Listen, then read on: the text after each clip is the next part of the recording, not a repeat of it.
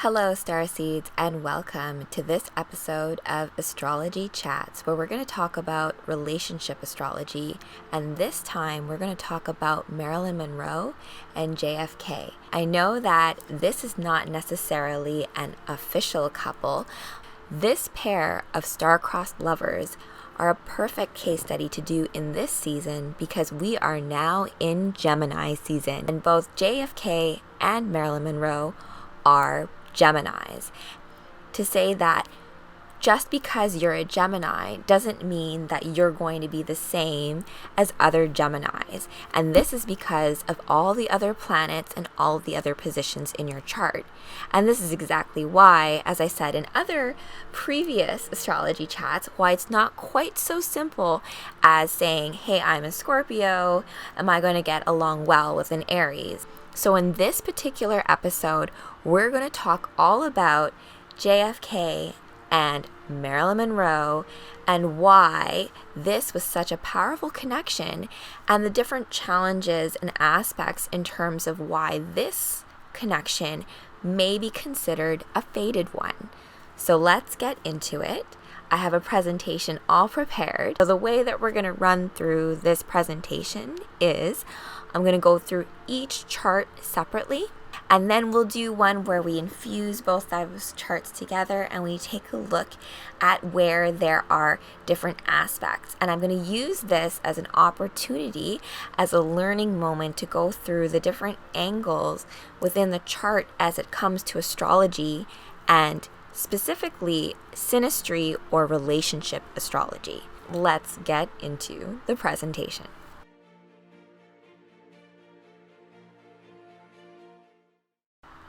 Welcome to this episode of Relationship Astrology featuring JFK and Marilyn Monroe. Both of these individuals are Geminis, and they each express the Gemini sign in quite unique ways. But also because they are both Geminis, they're actually able to have a powerful connection. For my past relationship astrology case study, you can check out Johnny Depp and Amber Heard's. I'm going to include that link in the description below. Let's get into JFK and Marilyn Monroe, our two Geminis. So in this particular instance with JFK and Marilyn Monroe, I'm going to use it as an opportunity to take a look at how different types of Geminis can express themselves depending on the different planets in the chart.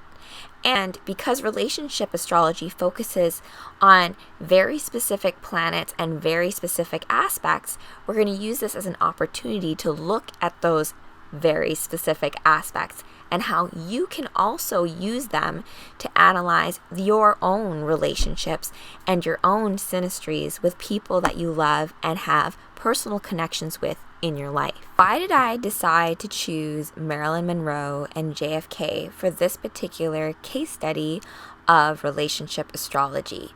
I do have a particular interest in Marilyn Monroe and the whole, conspiracy and mystique around her whole entire life as well as her death.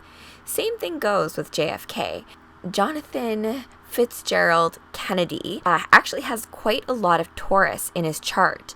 And the way that I want to look at these two individuals as we look at their synastry is more from a perspective of their strengths and why they likely had such a torrid, star-crossed tragic love affair in the first place, but also from a perspective of how each of them views relationships. So this both impacts the relationship that they have with each other, as well as relationships that they have with others around them. And this is from a perspective of the fact that both of them are definitely not the monogamous type, if you think about it, but they approach it differently. So for example, in Marilyn's case, she was married at 16 years old, and that was pretty much what took her out of foster care. And from that point on, she actually had a couple of husbands from that point on. From JFK's perspective, he was a quote-unquote one-woman man on the surface, but underneath it all, he had quite the promiscuous lifestyle, which did include Marilyn, but it wasn't just Marilyn. There were multiple other women, as well as the fact that apparently he did pass away with an undiagnosed venereal disease. But all those things said, it's for us to take a look at the fact that at some point in time in the past, these two lovers found each other and they did fall in love and they did have a connection. And we can learn a lot from this connection because within the stars themselves, you can see how this connection is fated and how you can almost foretell in a sad, tragic kind of way the type of story and the type of love story that this will end up playing out. Moving forward, I'm going to go into Marilyn Monroe, born as Norma Jean. I'm going to go into her chart first, and then I'm going to go into JFK, John Fitzgerald Kennedy's chart, and we will see where their charts collide with each other. This is Marilyn Monroe's birth chart. As mentioned at the beginning of this astrology chat, Marilyn is a Gemini, but she's not an ordinary Gemini. She is also a Leo rising. And Leo is actually quite a predominant sign in her chart. And this is quite, I think, expressed in the way that she looks. Your ascending sign, which is your Leo rising sign in her case, is the sign that you most express in your physical appearance. It is also the sign that people will most mistake you for at first impression. Marilyn has that bombastic, look at me, big vibe, big energy, big hair, big glamour when she enters a room. That is all about her, and she definitely expresses that. She also does have a few other planets that sit in Leo. In terms of analysis, I looked at the top 3 signs that are most expressed, and for her, it is Leo, Gemini, and Aquarius. She's a Leo rising with the sun in Gemini. Her moon is in Aquarius, Mercury is in Gemini, Venus is in Aries, Mars is in Pisces, Jupiter is in Aquarius, just like me. Her Saturn is in Scorpio, which is a challenging position, and I will get into that in just a moment. Her Uranus is in Pisces, her Neptune is in Leo, and her Pluto is in Cancer. Marilyn was born on June 1st, and from this perspective, I don't know why I thought that she was a July 1st baby, which would have made her a Cancer. She's actually doesn't have a lot of Cancer in her chart. She is definitely a Leo, Gemini, Aquarius, a lot of fire and mutable energy. So the idea of being a chameleon, fitting what she needs to, she's smarter than what she seems. When you look into Marilyn Monroe's astrological birth chart, you can find a whole lot of research and papers. I actually found a whole PDF research article about her astrological chart because she actually expresses something that's called a grand trine in her chart. But unfortunately for Marilyn, she has a grand trine with primarily what's called malefic planets. Malefic planets are Mars, Saturn, and Pluto. And the reason why they're called malefic is that primarily their energies tend to be ones that are challenging, as well as ones that provide lessons that don't necessarily come easy and they're not comfortable. I don't like saying the word negative here, although that can sometimes be expressed. I like to look at them as having the energies that pull forward things that are not necessarily comfortable for us to go through. But of course, they're necessary. The main thing that I found in Marilyn's chart to point out in the context of this conversation, which is relationship astrology, is the fact that Marilyn Monroe's Mars is in Pisces. Mars in Pisces is looked at as a challenging position of Mars because Mars is all about the action and expression and movement forward. If you think of Venus as being the planet of relationships and love, Mars is how you act on and get that love. It's also virility, aggression. It's the motivation to get what it is that you want. Now, in the sign of Pisces, which is the sign of secrets and being hidden, and a water sign, Mars is a bit disempowered.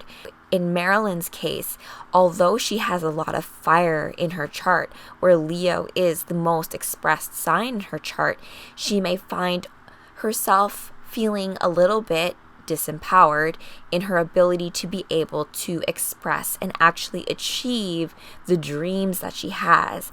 And being that she's an Aquarius and has Gemini in her a lot, those air signs are all about dreaming big, thinking higher. From that perspective, getting what she wants and not being able to do that because of perhaps male energies and things going on in her chart can feel a little bit frustrating. Another thing to call out in Marilyn's chart is the fact that her moon is in Aquarius. And those with Aquarius moons will find themselves from a perspective of feeling sometimes pulled in two directions.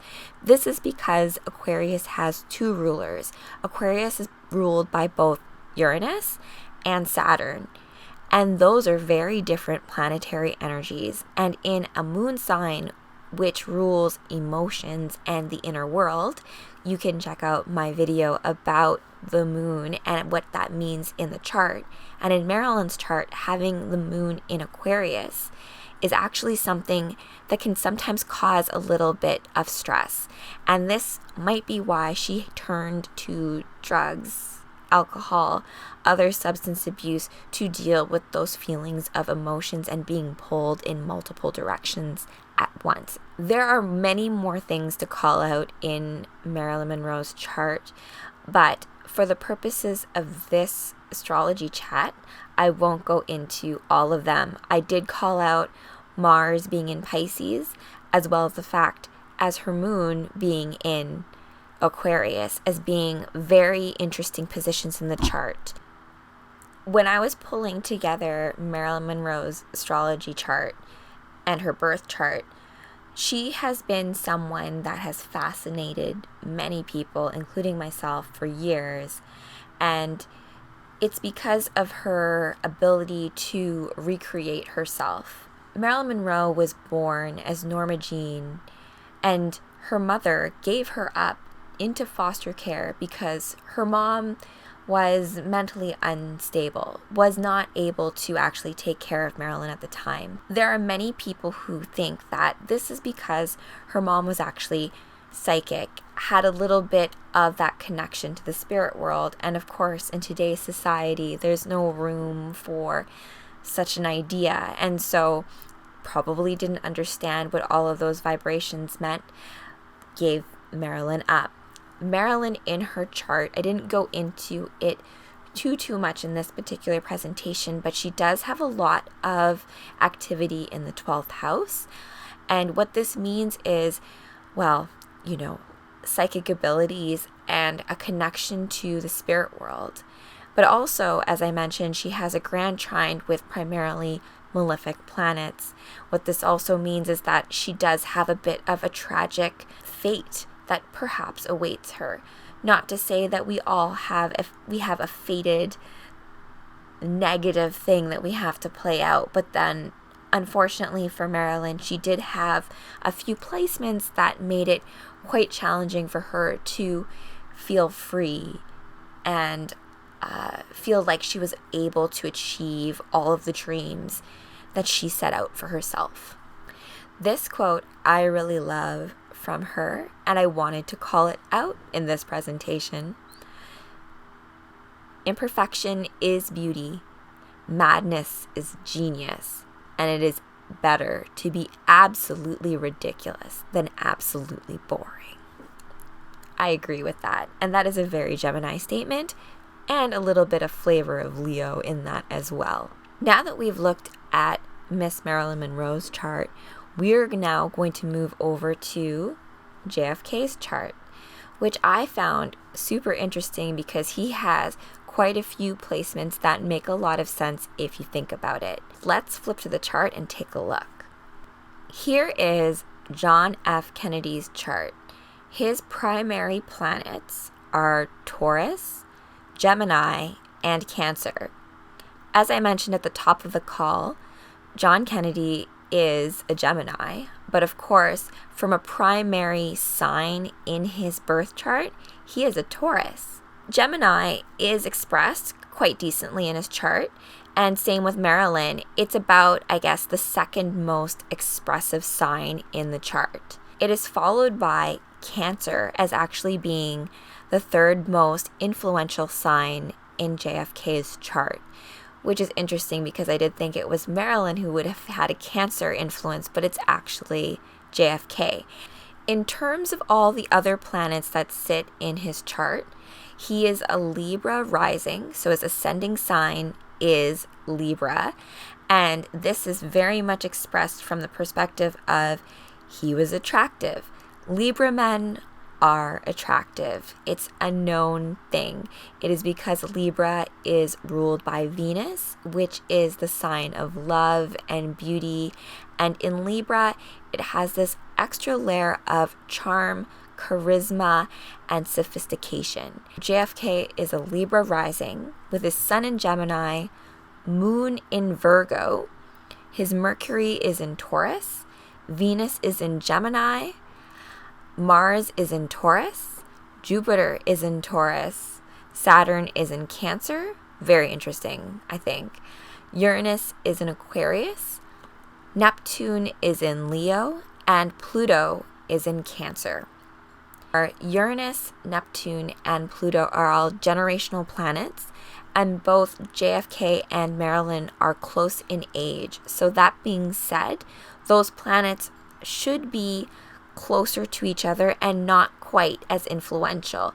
However, they can make powerful aspects with other more personal planets in the chart. Things to call out in John's chart here are the fact that Venus is in Gemini, and Venus is definitely a sign that you want to look at when you're looking at relationship and synastry charts. His sun is in Gemini, which is just like Marilyn, and there is that conjunction. So we're going to get into the specific aspects when we look at both of the charts on top of each other. When you look at synastry or relationship astrology, you really want to look at the ascending sun, moon, Venus, because Venus is how you love, but also Saturn is a particular significance, being as Saturn rules time and is also about the day-to-day and rigidity and how you look at authority. Saturn sitting in Cancer in JFK's chart means that the more rigid aspects of Saturn are softened. With Marilyn, Saturn sitting in Scorpio is a very intense and much harsher position for Saturn to be in. Let's look at how each of their charts now interplay with each other as we look at the synastry. Full disclosure here, I used to love all of those made-for-TV movies or those movie recreations all about the Kennedys. There was always something a little bit mystical about the Kennedys, and particularly the assassination of JFK. Before I get into this quote that I particularly love by him, I also wanted to call out something that I found out in my research of JFK's birth chart. I found out that the day that JFK was assassinated, there were two other deaths that happened on this same day. Aldous Huxley and C.S. Lewis also died on the same day that JFK was assassinated. And this day was also the last day, so the final degree of Scorpio before it turned into Sagittarius. I'm going to leave that tidbit of intel out there for my fellow astrologers and starseeds to take and go forward with. And that is a good segue into this particular quote, that a revolution is coming, a revolution which will be peaceful if we are wise enough, compassionate if we care enough, successful if we are fortunate enough, but a revolution which is coming, whether we will it or not. And we can affect its character, but we cannot affect its inevitability. These are now the charts of JFK and Marilyn overlapped on top of each other. We have partner A as Marilyn Monroe having her birthday as June 1st. And we have partner B as JFK having his birthday as May 29th, which is actually in a couple days. So happy birthday, Mr. President, coming up. So to recap from a perspective of doing a synastry reading, when you do a natal or birth chart analysis, you are looking at the primary angles that you would be seeing in the chart. Marilyn Monroe has a grand trine, which you can see very clearly. And as mentioned, it's primarily considering malefic planets. When you're looking at synastry, you're looking at how the angles of each chart interplay with each other.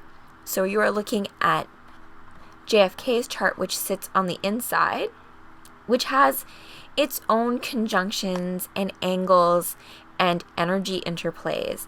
But in this particular case study, we're going to look at how the energies of his chart, which are in the blue, and you can see where his energies are very much focused in Taurus, earth energy, how those energies interplay with Marilyn's and what that means from a relationship lens and the potential success of that relationship, or if there is a soul connection, what type of lesson is to be learned from this fated connection. There are many aspects you can look at when you're looking at a synastry chart. What you can see here is the fact that you can take all of the planets of one person's chart and you'll just do a cross-reference of that person's chart with the others, such as squares, trines, conjunctions, sextiles.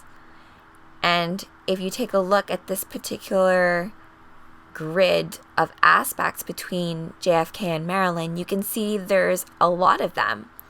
And there's quite a few squares. There's quite a few conjunctions too. But what does this all mean?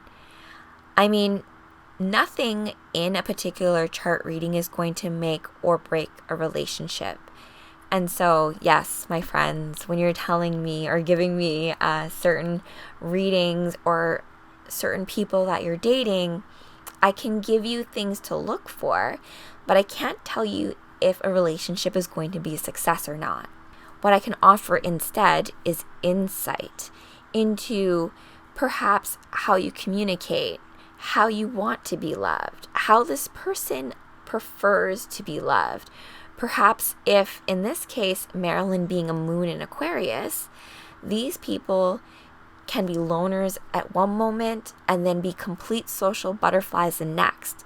And so it's good to know this about a person, because if they feel like being alone, you shouldn't take that to heart or too seriously, because they're just in that mode where they want to take time for their own. When they're ready, they'll come back out and be social again. But it's timing. That's all about timing. But if people don't know that about a person and they seem like they were social before and all of a sudden now they're retreating, it can be offensive if you don't know this. I do think knowing astrology is completely beneficial in smoothing out our relationships and offering a little bit of forgiveness to each other when it comes to building on relationships and intimacy. As you can see below, these are the major aspects that I'm going to focus on in this particular astrology chat. If you remember from the previous slide, there are so many aspects that you can look at when you're looking at astrology and the different charts as they're overlaid on top of each other.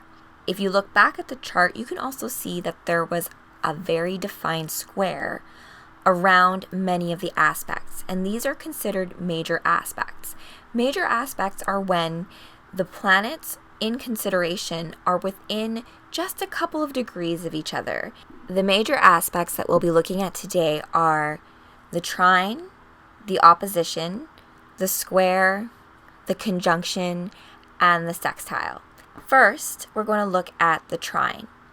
The trine is primarily considered to be a harmonious aspect. What that means is that the energies of the planets involved in this placement would have the more positive or favorable energies express themselves. Marilyn's moon is in Aquarius, and JFK is a Libra ascendant. And what this means in a trine situation is that Marilyn, because her moon is in Aquarius, has an understanding of and inner knowing of JFK's mask. It means that she's able to understand the way that he has to do things in life without him having to say something specific to her. They're able to actually communicate without words with this placement. In contrast, we can look a little bit at an opposition, which is more primarily about different opposing energies. And in this case, Marilyn's Saturn is in Scorpio, while JFK's Mercury is in Taurus. And what this means is, while Scorpio and Taurus sit on opposite ends of an axis, and where Saturn deals with how rules are placed in life, and the absence of a father figure from Marilyn's perspective, she searches for that father and rigidity within her relationships.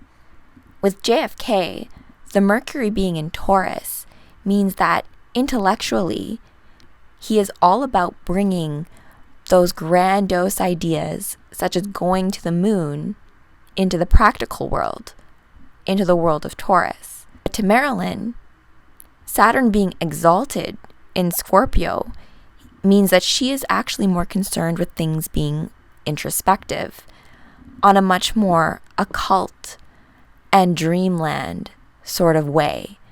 Whereas JFK, yes, dreams big, but that innovation is also grounded. The additional aspects include a square, where for Marilyn there is Neptune, which sits in Leo, and for JFK, his Mars sits in Taurus. There's a conjunction where Marilyn's Sun sits in Gemini, and of course Venus sits in Gemini as well for JFK. And this creates a harmonious aspect where they're able to truly connect each other on a communication level. And finally, we have a sextile where we have Mars in Pisces and Jupiter in Taurus. And this is primarily a favorable aspect. This is where I wanted to call out where with Marilyn, although that Mars placement is not considered to be a positive or favorable one, in a relationship with JFK, it's actually softened because with the sextile, Jupiter is a very lucky planet.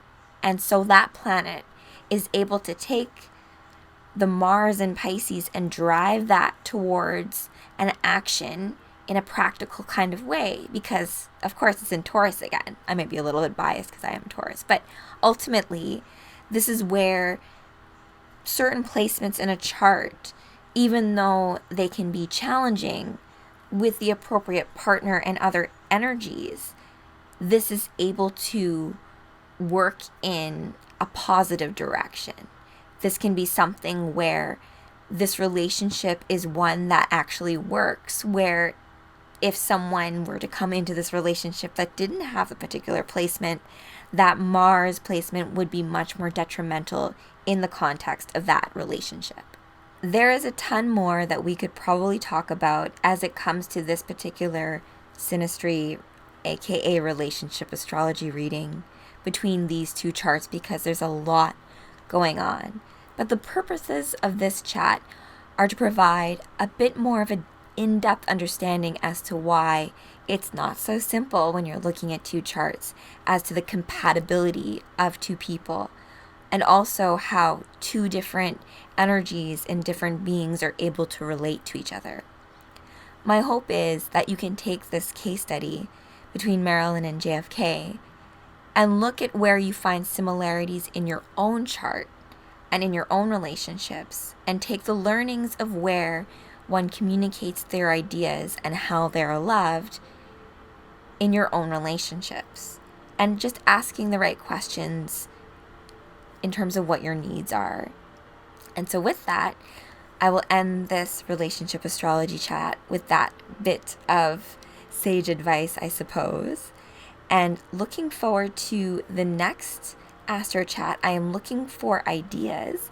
If you have any, please drop them in the comments. I would love to do another analysis. Otherwise, my next bit of content will likely be the Storytime Serenade between Venus and Adonis, just in time for June and the summer solstice. And so with that, I leave you, starseeds, this evening with this astrology chat and this bit of intel from the universe and the stars. Until next time, have a beautiful evening, beautiful day, wherever you are.